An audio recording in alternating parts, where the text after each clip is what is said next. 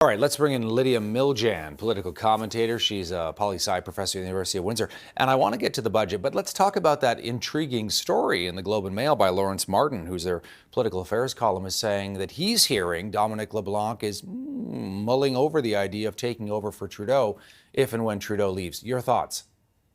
Yes, the plot thickens. I think it's quite telling that we're getting all sorts of little leaks from different factions within the Liberal Party about potential successors to Justin Trudeau. And let's face it, I think that this is Justin Trudeau's last stand. I think they put a lot of effort into their pre-budget sort of roadshow trying to really sell the idea that, with the goodies that they were going to give Canadians, and they really had a real run up to this budget day. But let's face it, if those poll numbers don't change for him, and in some cases if they go worse, there's going to be increasing pressure on him to resign. And so then the question becomes, who will succeed him? And so Dominic LeBlanc probably doesn't want that story out this soon, because it doesn't usually go well for the people who do the backstabbing. You want to sort of be quietly in the wings waiting for the opportunity to seize. You don't want to be front and center before the Prime Minister's had a chance to make the decision himself. Oh, what a tangled web we weave. Well said. So, okay, let's just pursue this a little bit if we can. We do want to get to the budget, but, your thoughts on, honestly, whether Trudeau stays to fight that election or not?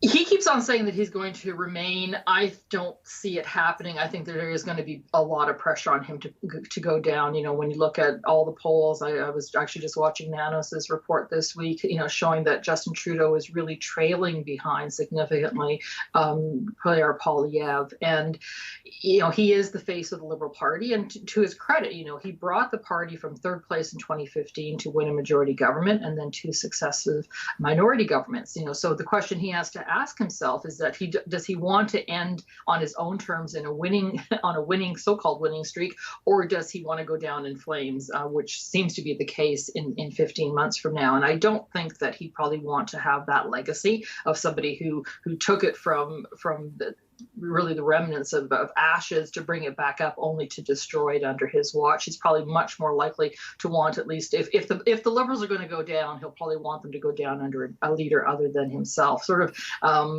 like Brian Mulroney did, right? They knew they were going to lose that 93 election. He just didn't want to be the person doing it. And so obviously it fell to Kim Campbell, and she did a spectacular job of losing.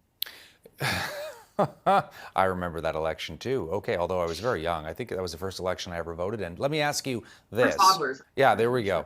Let me ask you this as well. The polling you referenced, it does show a little bit of hope for the Liberals. I mean, they are doing a little bit better than they were a couple of months ago. Do you think their strategy, Lydia, is the following? Look, the Conservatives have peaked early. Hopefully, a lot can happen in 15 months. You never know. And why don't we just hang around and hey, maybe the fortunes will change. Well, yeah, we can do a lot of wishful thinking, but let's face it, the numbers that have changed for them are at the margins only. They really, it's within the margin of error, and there's lots of competing polls that suggest that the numbers for the Conservatives are remaining solid. They have a long way to go down. I just don't see that happening.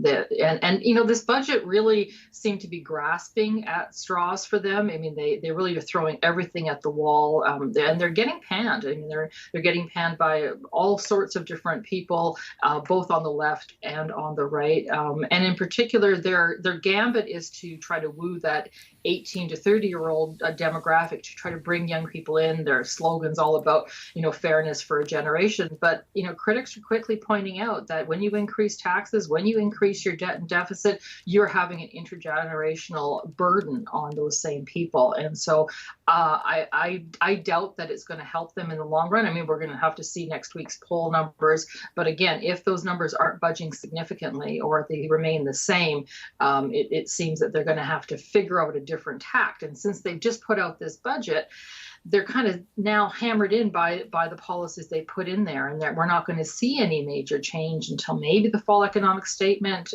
at the earliest, or perhaps the next budget next year, which I think would just be far too late for them to make any inroads on new voters. One of the other names that's often brought up is Mark Carney, former governor of the Bank of Canada, former governor of the Bank of England. I can almost hear the attack ads by the Conservatives, Lydia, already. This guy's a globalist. He's an internationalist. He's just visiting, similar to what they did with Michael Ignatieff way back in the day. We'll see how that plays out if he even jumps in. Whenever that happens, a lot of ifs there, but he too criticizing the budget. Your thoughts on whether this is really going to make much of a difference. They're targeting certain demographics. They know they need to win whenever there's another election. Will it be enough? Will people say, oh, actually that could help me buy a house for the first time, or I like the idea of dental care or pharmacare, and that's going to be enough for me to stay with the Liberals?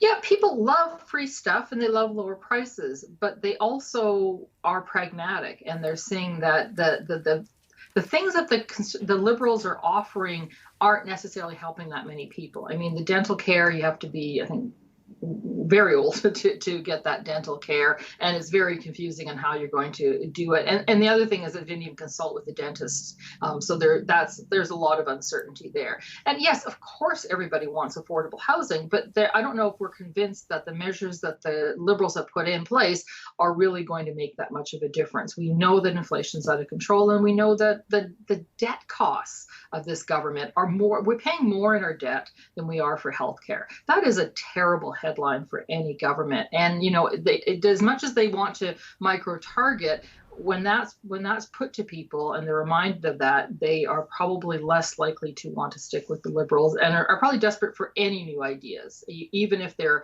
unpalatable. Ideologically, they're probably saying enough is enough with this government. They really have run out of steam. Yeah, it's pretty shocking, and you mentioned that a moment ago, the idea that we are now paying more on servicing debt than we are for healthcare in this country. And I think it's, to the tune of, something like $54 billion or something, just paying off, the interest on our debt, which is more than healthcare. And also, some pretty bold promises too, if we can cut through some of the noise, Lydia, like, oh, we're going to build close to 4 million homes in the next 7 years. Well, that would be 550,000 homes a year over the next 7 years. Right now, we're building less than 200,000. So I'm not sure how you sort of circle that square.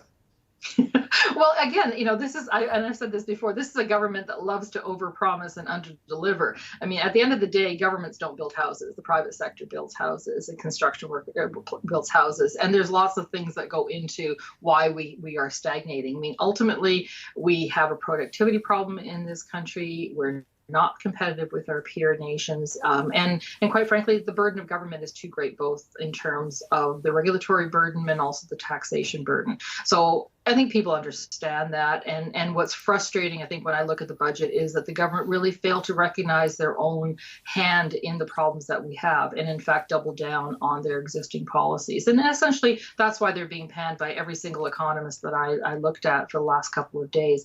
It's simply the case that either they don't understand how the economy works, or they willfully want to avoid those tough questions and try to play politics with people's livelihoods. We know that the Liberals are often accused, fairly or unfairly, of being sort of tax and spenders. So I'm curious, why not, given the polls, Lydia, why not tack back to the center? Why not say, okay, you know what, we're going to try to rein in some of this stuff. They're accused of being sort of, elitist and too woke, so to speak. I mean, and too left wing. Why not try to move to the center and, bring back some of those voters they've lost? Well, I think in part it's because of the people around the table. I mean, obviously, this is a very activist government. Justin Trudeau has surrounded himself with people who are interested in social justice, who are interested in using government levers to, fix whatever societal ills we have. Combined with that, they also have the supply and confidence agreement with the NDP. So that's a real tricky area, right? If they pushed back, say, on pharmacare or dental care, then they lose the support of the NDP. So they really put themselves in a very difficult position. And you sort of think about the people previously, when, back in 2015, when they were first elected, they had more centrists in their cabinet. There are more sort of fiscal conservatives within the government, and those people have slowly been let go or gone away. Someone like the previous finance minister, who interestingly enough also panned this budget and saying it had gone too far in terms of spending. And he, in fact, was very critical of the capital gains increase in that taxation rate. Yeah, just quickly, the capital gains tax, your thought on what that is going to do now, and why you are either in favor or not. Yeah, I'm never in favor of more taxes. But also, For the government to say this is intergenerational fairness, again, totally misunderstands where people get these capital gains. If you think about who owns homes and who's going to benefit. So this idea that somehow our children are going to benefit if I pay more taxes. No, my children are waiting for me to die so they can inherit. And if that's all taxed away, they're not going to benefit from that. So, at least in my family, they're not getting any votes that way by increasing the tax on mom and dad. Lydia Miljan, political commentator. She's a poli-sci professor at the University of Windsor. Great to see you as always, Lydia. Thanks for your insights. My pleasure, Todd.